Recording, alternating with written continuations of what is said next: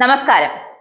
പുനർജനിയിൽ തട്ടിത്തടഞ്ഞ് പിടിവിട്ടിരിക്കുകയാണ് പ്രതിപക്ഷ നേതാവ് V. D. Satheesan. ഇപ്പോ ഒന്നിനും അങ്ങ് സമയമില്ല. ഈ പ്രതിപക്ഷ നേതൃസ്ഥാനമൊക്കെ ഒന്ന് വിട്ടാലോ എന്ന ചിന്ത വരെ എത്തിയിരിക്കുകയാണ്. ഈ പ്രതിപക്ഷത്ത് കയറിയത് മുതൽ ആകെ അങ്ങ് തലവേദന, എന്തിനും ഏതിനും കുറ്റം കണ്ടുപിടിച്ച് ആകെ അങ്ങ് മടുത്തു. ഇനി അല്പം ദൈവ വഴിയായാലോ എന്ന ചിന്തയിലാണ് നേതാവ്. ഇപ്പൊ അമ്പലങ്ങളും പള്ളികളും നേതാവിന്റെ ഇപ്പോഴത്തെ പുതിയ കളിത്തട്ട്. അടുത്ത തദ്ദേശ തെരഞ്ഞെടുപ്പിൽ ലക്ഷ്യം വെച്ചുകൊണ്ടാണ് സതീശന്റെ പ്രവർത്തനം. അതായത് പാലക്കാട് ഉപതെരഞ്ഞെടുപ്പിൽ ബി.ജെ.പിയുടെ പ്രവർത്തനം ക്രൈസ്തവരെ കേന്ദ്രീകരിച്ചായിരുന്നു. അവരെ സന്ദർശിക്കുന്നു, അവരുടെ സഭ അവരുടെ പിന്തുണ കൊടുക്കുന്നു. ഇതൊക്കെ കണ്ടാ നമ്മുടെ സതീശനൊട്ട് സഹിക്കുമോ? അതില്ല തന്നെ. അതുകൊണ്ട് തന്നെ കോൺഗ്രസ് തന്റെ തട്ടകം മാറ്റിപ്പിടിക്കാൻ അങ്ങ് തീരുമാനിച്ചു. പള്ളികളാണ് നേതാവിന്റെ ഇപ്പോഴത്തെ ശ്രദ്ധ.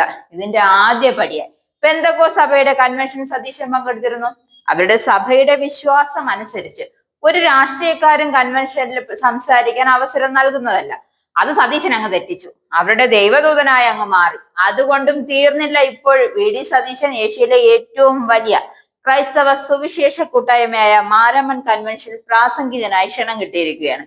ഫെബ്രുവരി 15 നടക്കുന്ന യുവജന സമ്മേളനത്തിൽ സംസാരിക്കാനാണ് വി. ഡി. സതീശനെ ക്ഷണിച്ചിരിക്കുന്നത്. 130 വർഷം ചരിത്രമുള്ള മാരാമൺ കൺവെൻഷനിൽ രാഷ്ട്രീയക്കാർക്ക് പങ്കെടുക്കാറുണ്ടെങ്കിലും പ്രസംഗിക്കാൻ വളരെ ചുരുക്കം ആളുകൾക്ക് അവസരം ലഭിക്കാറുള്ളൂ. 1935 എബ്രഹാം മാർത്തോമ മെത്രാപ്പോലിത്തയുടെ ക്ഷണപ്രകാരം സി. കുഞ്ഞിരാമൻ പ്രസംഗിച്ചിരുന്നു. ജാതി സമ്പ്രദായത്തിന്റെ പേരിൽ ഈഴവരുടെ കൂട്ട മതമാറ്റത്തെ കുറിച്ചുള്ള ചിന്തയാണ് കൺവെൻഷനിൽ സി. പങ്കിട്ടത്. പിന്നീട് വലിയ മാറ്റങ്ങൾക്ക് ഇത് കാരണമായിരുന്നു. പിറ്റേ വർഷത്തെ ക്ഷേത്രപ്രവേശന വിളംബരം നടത്താൻ ഈ പ്രസംഗം ഒരു കാരണമായിരുന്നു. മുഖ്യമന്ത്രിയായിരുന്ന സി. അച്യുതമേനോനും 1974 യു ഹനോസ് മാർത്തോമ മെത്രാപ്പോലിത്തയുടെ ക്ഷണപ്രകാരം പ്രസംഗിച്ചിരുന്നു.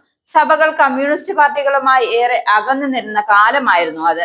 ക്രൈസ്തവ ദർശനത്തെ കമ്മ്യൂണിസ്റ്റ് കാഴ്ചപ്പാടിൽ എങ്ങനെ കാണുന്നു എന്ന് വിശദീകരിക്കുന്നതായിരുന്നു അച്യുതമേനോന്റെ പ്രസംഗം. മുൻവർഷം ശശി തരൂർ കൺവെൻഷന്റെ ഭാഗമായി നടക്കുന്ന യുവജന സമ്മേളനത്തിലും പ്രസംഗിച്ചിരുന്നു.